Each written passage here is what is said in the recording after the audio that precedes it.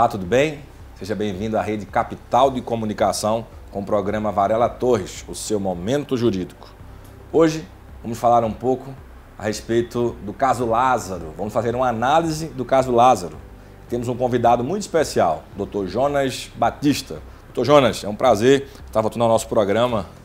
Obrigado, Dr. Flávio, mais uma vez. O prazer é todo meu de estar aqui. Sempre é uma honra muito grande. E vamos aqui falar um pouquinho sobre esse tão conturbados 20 dias, né, dessa operação. Dr. Jonas, primeira pergunta aqui, né? Uma vez que ele venha a ser capturado, ele fosse capturado, né? O que é que seria esse passo a passo? O que é que poderia acontecer com ele depois de tudo isso que vem acontecendo durante esses 20 dias aí? Dr. Flávio, a primeira coisa que vai acontecer com a captura dele é uma audiência de custódia, né? Em seguida da captura, eles vão marcar uma audiência de custódia e ele vai ser, então, apresentado à autoridade judiciária para dizer se ele vai ficar ou não preso, para ele tentar justificar os motivos e também para ele fazer a sua primeira defesa.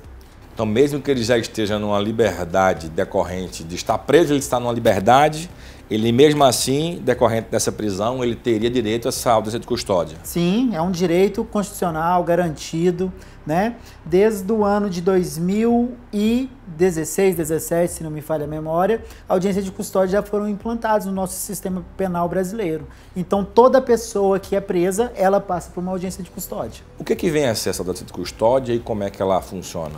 A audiência de custódia, ela tem como principal objetivo analisar como foi a forma da prisão. Ou seja, se houve excessos, se a pessoa que está presa realmente é a pessoa que deveria estar presa. Também nesse momento da audiência de custódia, você vai analisar essa pessoa, o custodiado, porque às vezes ele pode ser réu primário, ter bons antecedentes, residência fixa, o crime que ele tenha cometido não seja necessariamente um crime para se mantê-lo preso, né? Não é o caso da análise em si, mas em um termo geral a audiência de custódia serve para isso. Dois requisitos que eu refuto como essenciais, para ver a questão da prisão, se teve excessos na realização dessa prisão, e o segundo, se o crime ao qual ele cometeu ou está sendo acusado requer medidas tão drásticas como uma prisão preventiva. Entendi. Tem uma pergunta aqui que diz o seguinte: é possível que mesmo que seja decretada a prisão preventiva dele, haja uma revogação dessa prisão ou não exista possibilidade para que ele venha a ficar preso até o julgamento desses crimes? Existe sim. E aí, nesse caso, não só para o Lázaro, né? Mas para qualquer cidadão. Quais que são os meios? Ele pode, dentro o próprio juiz que tenha decretado a sua prisão, ele pode fazer uma reanálise do caso, através dos seus advogados, e pedir uma reanálise do caso e ver que não é motivo para a prisão. Não dando certo, ele pode entrar com habeas corpus, né, no tribunal, e no tribunal também ser reanalisado essa decisão que manteve ele preso. Você consegue trazer para o nosso telespectador quais são os tipos de prisão? Existe a prisão em flagrante, que é aquela que acontece logo após a injusta agressão do acusado. Existe a tão famosa e conhecida prisão preventiva. Existe a prisão temporária, que é uma prisão administrativa, por assim dizer.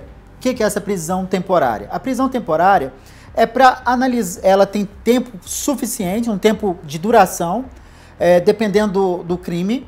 E chegou naquela determinada data, ou você renova essa prisão temporária por uma única vez, ou você solta. No caso Lázaro, caso ele venha a ser capturado, seria a prisão preventiva a dele?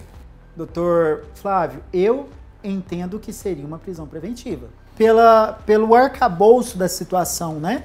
Existe aí diversos crimes que nós conseguimos analisar pela letra fria e pelo que a imprensa tem nos mostrado. Existe homicídio, existe estupro, existe até mesmo crimes contra a paz pública, né? Então, tudo isso leva a crer que, sim, seria uma prisão preventiva, o mais acertado para esse sujeito. Você falou pra gente que tem a possibilidade da revogação dessa prisão preventiva. qual seria a base de tantos crimes, né? 20 dias aí de perseguição, mais de 500 policiais envolvidos, helicóptero, eu acho que uma operação que está causando um rombo nos cofres públicos. O que seria até por curiosidade, né, para o nosso telespectador, o que seria a base para poder justificar essa revogação, essa prisão preventiva, caso chegasse a essa possibilidade? Olha, doutor, o que acontece? Eu vejo assim, é o juiz que vai analisar, mas de forma geral e dentro daquilo que eu tenho a experiência de falar com 6 anos militando apenas na área criminal, eu posso dizer para o doutor que motivos que levariam a uma revogação dessa prisão, motivos específicos. A forma como se deu essa prisão, a falta de fundamentação legal, porque aí o artigo 93 da Constituição Federal, lá no inciso 9, vai dizer que todas as decisões judiciais, elas precisam ser fundamentadas. Então, seriam 2 motivos para ensejar uma revogação de prisão. Existem outros motivos também, mas esses 2 motivos são os mais comuns. Entendi. Gente, o tema ele é muito legal, intrigante. Vamos aqui a um breve intervalo. Até já já. A Varela Torres Recuperação de Crédito, com sede na capital do estado de Goiás, atua em todo o território nacional e é composta por corpo jurídico especializado que contém advogados, auxiliares jurídicos e recuperadores de crédito. A equipe é apta a realizar negociações de casos de diversos níveis de complexidade, tanto em âmbito judicial quanto extrajudicial. Sua empresa ou condomínio sem inadimplência de recebíveis.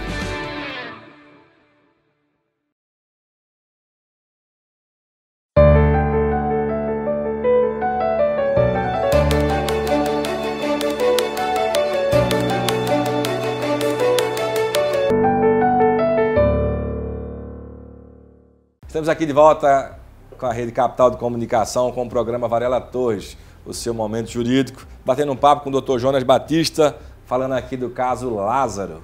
Dr. Jonas, estamos comentando aqui a respeito das possibilidades aqui da revogação da prisão preventiva, né? E aí tem uma dúvida, o juiz ele usa sempre os mesmos critérios, os mesmos fundamentos para poder trazer, né, a referência do que se refere a cada crime? Como é que é isso aí?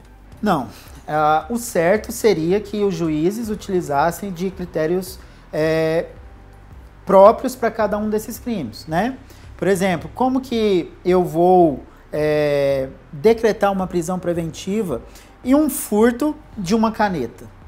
Então... Se for BIC, né? Se for BIC, se for compacto... Tem mais um valor agregado, né? Sim. Realmente, doutor, o senhor não está falando uma coisa errada, porque nós podemos ter aí um furto famélico, que se trata de um furto por alimentos, e podemos ter um outro furtador de canetas Montblanc, né? Ou seja, ele tem na sua história vários crimes com esse mesmo modo operante, de furtar esse tipo de caneta. Sua BIC do presidente.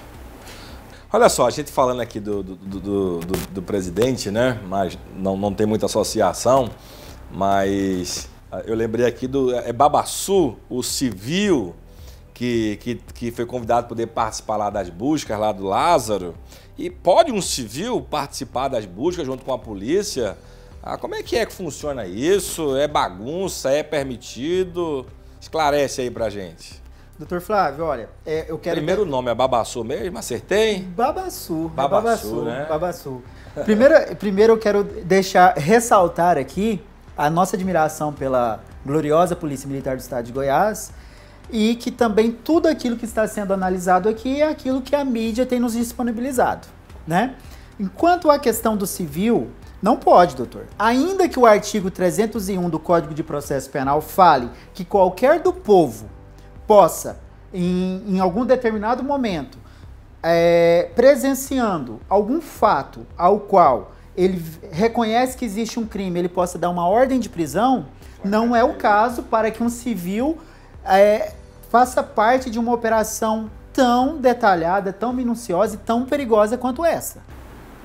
Então, o civil ele não pode participar de investigação, mas, com base no artigo 301 do Código de Processo Penal, ele poderia dar voz de prisão e até mesmo prender se ele presenciasse, ou seja, se ele tivesse conhecimento do tipo penal, ele poder de fato prender alguém em flagrante delito. Exatamente. Então, gente, muito importante, hein?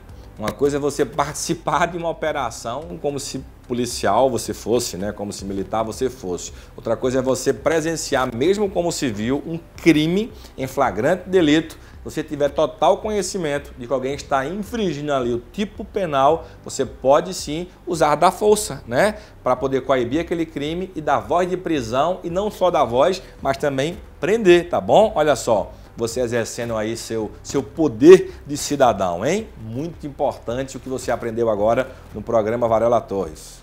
Doutor Jona, mais perguntas, posso falar? Por favor. Olha só, tem se falado muito do Exército, e nós sabemos, tá certo, que o Exército tem habilidade de poder fazer operações em matas e etc. Tá bom? E por que até esse momento ele não foi acionado? Não é matéria de competência das Forças Armadas Nacionais. Não é competência do Exército, doutor Flávio. Nem uma ajudinha?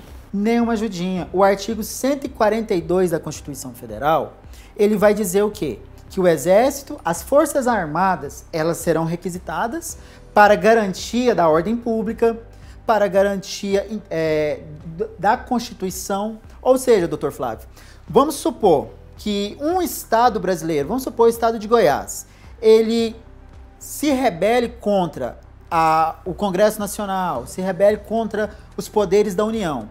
Neste caso, o presidente da República, através de decreto presidencial, poderá utilizar do artigo 142 da Constituição Federal pela garantia da lei e ordem.